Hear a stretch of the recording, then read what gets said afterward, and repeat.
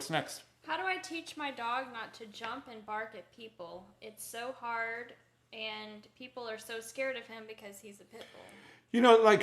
Obviously the pit bull breed doesn't, that they can be scary. They're not a bad breed, but they definitely need to be understood for what they are. A pit bull is a terrier, and terriers are very prey-driven dogs. That means that they like to chase after things that move.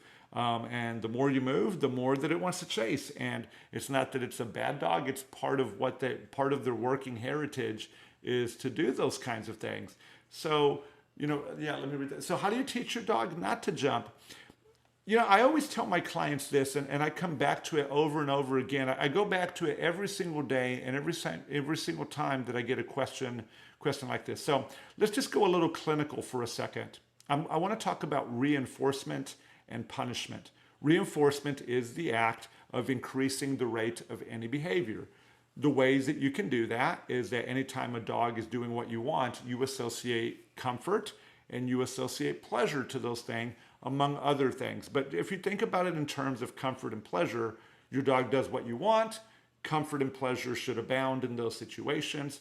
And the formation of habits, which is how you ultimately defeat any kind of bad behavior, comes through a high amount of reward, not from a single individual repetition, but from literally thousands of repetitions of the dog getting it right.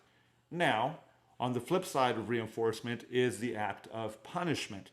Punishment, for whatever reason, is an ugly word, but punishment is fantastic. It's a great thing because it clarifies to your dog, it clarifies to other humans where the boundaries are. The first thing about punishment that each and every one of us needs to get right, and myself included, is can you visualize where that boundary is? Because if you cannot visualize where that boundary is, when has a dog literally crossed the line that it's not okay to do that? If you can't do that, then you're going to struggle with this behavior. You're going to struggle with jumping. So the first thing you got to do is you have a clear idea of when has a dog now crossed the line, and now I need to tell the dog you're not allowed to do that. So now you have the image in your head of what it is that you don't want the dog to do. Now you must be prepared to be relevant. How do you need to be relevant? You need to be relevant by being prepared to make the dog uncomfortable and frustrated. Frustration comes easy. Don't let them make contact with the person. Becoming uncomfortable could be you have a prong collar on them when they begin to jump, or before or right at the moment they think about jumping, that prong collar goes tight, and then when they move away from doing that thing that is bad for them, that the prong collar would release, and there you go. There's punishment. But the hard thing for people is that we give dogs all this freedom. They're running around our homes. They're maybe we're giving them too much freedom. The most common time that people get jumped on is when they're coming home from work. You walk in the door, the dog is excited to see you.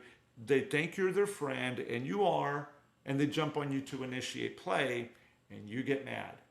Okay? So there, your dog probably needed to be on a leash, and a human needed to be on the other side of the leash, and then the moment that the dog jumped, somebody should have used the leash to tell the dog this is a bad idea. And yes, that means uncomfortable.